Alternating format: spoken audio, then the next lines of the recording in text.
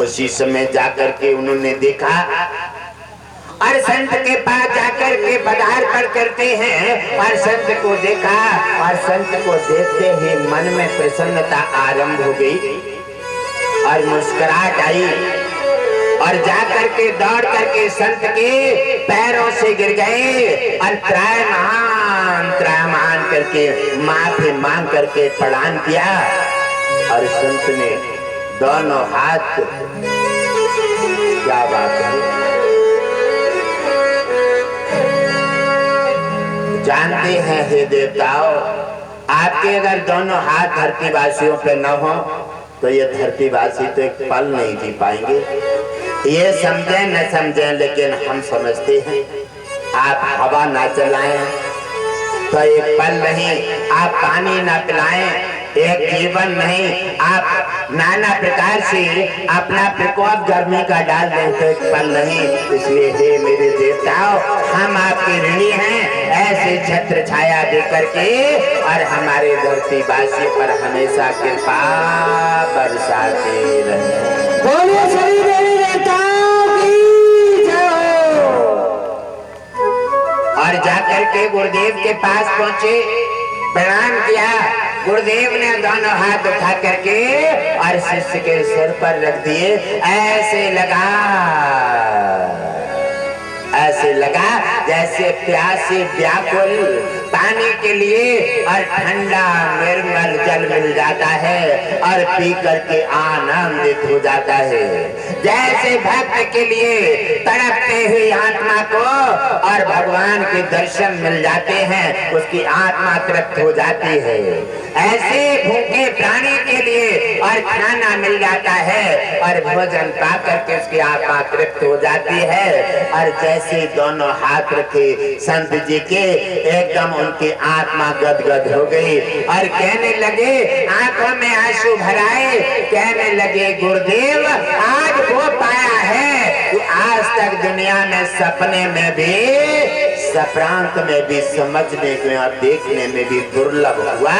आज हमने वो पाया है कि कभी सोचा नहीं था।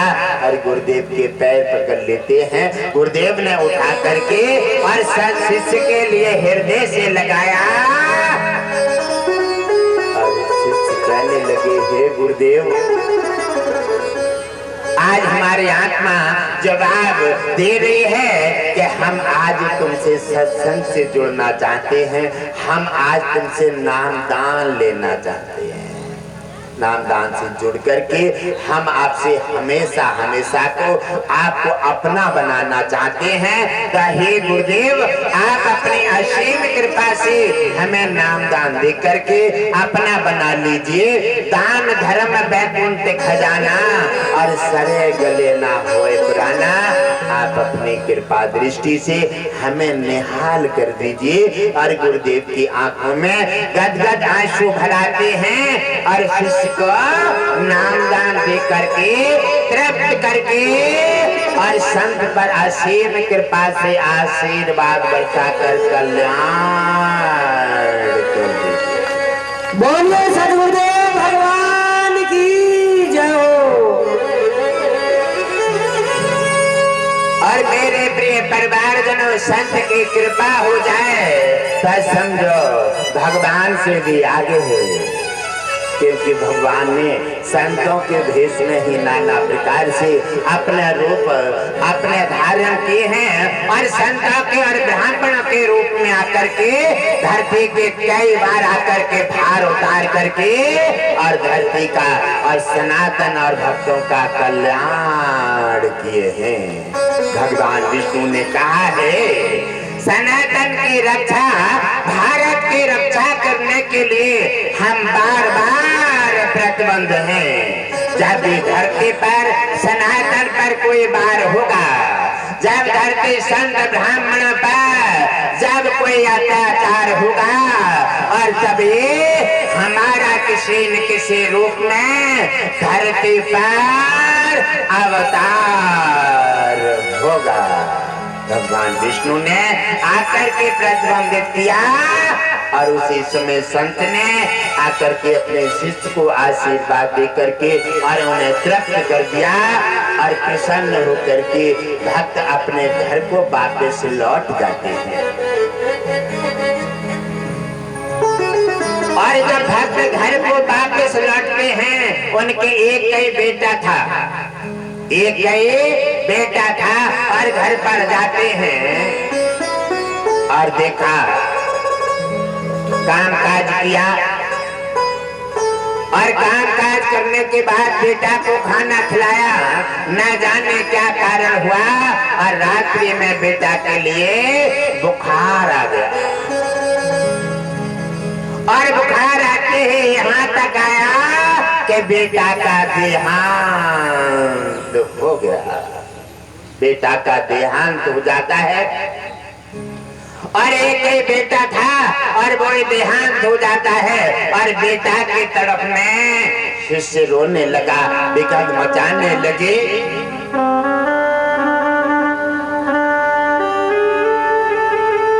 और उधर जब देखते हैं कि इनका एक ही बेटा था और आज वो भी शरीर छोड़ चुका है, क्योंकि ये काया माया, पूरा संसार, पूरी वनस्पति भगवान विष्णु की धरोहर है, जिसको हम तुमने अपना समझ लिया है।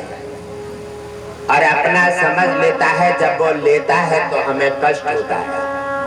अरे हमें किसी ने कुछ दे दिया है, खुशी से कुछ समय रहने के लिए हमें दे दिया है, ये बोलने के लिए हमें दे दिया है, ताली बजाने के लिए, और जब वो अपना वापस करना चाहता है तो हम खुशी से किसी से ला करके अपना कोई काम चला सकते हैं, और जब वो वापस लेना चाहे तब खुशी से दे करके और बड़ी खुशी के साथ उसकी वस्तु वापस कर दोगे, तब वो दोबारा देने में संकोच नहीं करेगा।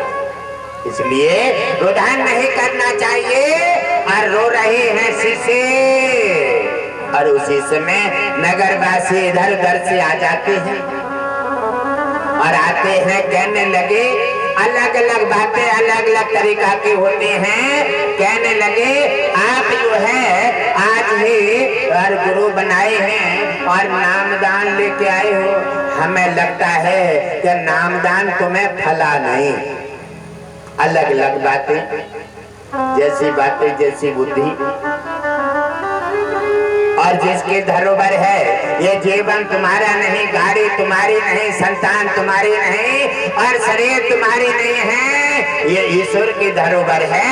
वो देता है और वो जब चाहे ले लेता है। जब लेते समय हम खुश होते हैं और देते समय हम रो जाते हैं, उसी समय ईश्वर दोबारा देने में संकोच करता है। इसलिए भगवान विष्णु कहते हैं कि हंस कर लीजिए और हंस कर वापस कर दीजिए, ये तुम्हारे धरोहर नहीं है, ये तो आपको कुछ समय के लिए इस्तेमाल करने के लिए, ताली बजाने के लिए, दान करने के लिए, भजन करने के लिए, आंखें अच्छाई देखने के लिए ये धरोहर में आपको मिल गए हैं। इसको अपना मन समझिए। जहाँ दिन आपका सिस्टम बदलेगा, वही दिन तुमसे वापस कर लिया जाएगा।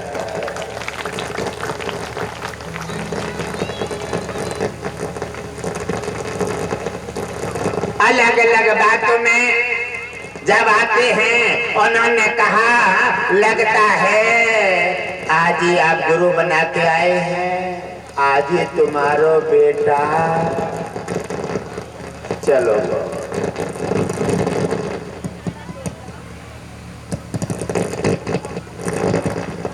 संकट के जब बादल ऊपर आते हैं और उस समय सोचने समझने की क्षमता जीरो पर आ जाती है, जीरो पर आ जाती है। उस समय विचार नहीं कर पाते, क्योंकि विवेक उस समय शून्य हो जाता है, संकट में आ जाता है और विवेक शून्य है। और उसी समय बात समझ नहीं पाए, और जैसे समाज ने बात कहा वैसे उनके दिमाग में घर कर जाती है। कहने लगे, ठीक कहते हो, अगर हम गुरु नहीं बनाते तो हमारा बेटा नहीं मरता। अब जाते हैं आज और गुरु से जाकर के जानकारी लेते हैं, या तो हमारा बेटा वापस कर देते हैं, वरना क्या होने वाला है ये कोई समय पता नहीं है। और जाते हैं, वहीं छोड़ देते हैं बेटा को और घर खुला छोड़ देते हैं और क्रोध में आगे बढ़ जाते हैं। क्रोध में आगे चले जा रहे हैं और जाकर देखा गुरुदेव ने कैसे से 4 खाए और 4 लटकाए। चलो आ रहा है, आज कोई लगता है खतरे की घंटी है। और गुरुदेव ने देखा शिष्य आ रहा है और शिष्य मुझे लगता है कि आवेश में है और शिष्य लगता है कि बेटा की गम में टूट गया है और इसका विवेक शून्य हो गया है, इसलिए अच्छाई बुराई और अपना नुकसान और अपना फायदा समझ नहीं पा रहा है, इसलिए विवेक शून्य हो जाता है तो अच्छा बुरा न सोच पाता है और वो कर बैठता है जिसमें वो हानि लाभ समझ नहीं पाया है। और गुरुदेव के पास जाकर पहुंचा और कहा, क्यों अब मेरा बेटा मार करके तुम्हारा सीना ठंडा पड़ गया? गुरुदेव ने कहा, अरे शिष्य ऐसा क्या हो गया? कहने लगे, अभी अफरे नहीं हो? कहने लगे, अभी अफरे नहीं हो? कहने लगे, शिष्य मैं तेरी बात समझ नहीं पाता। अरे कहने लगे, क्या समझोगे तुम बात? अगर बेटा होता और तुम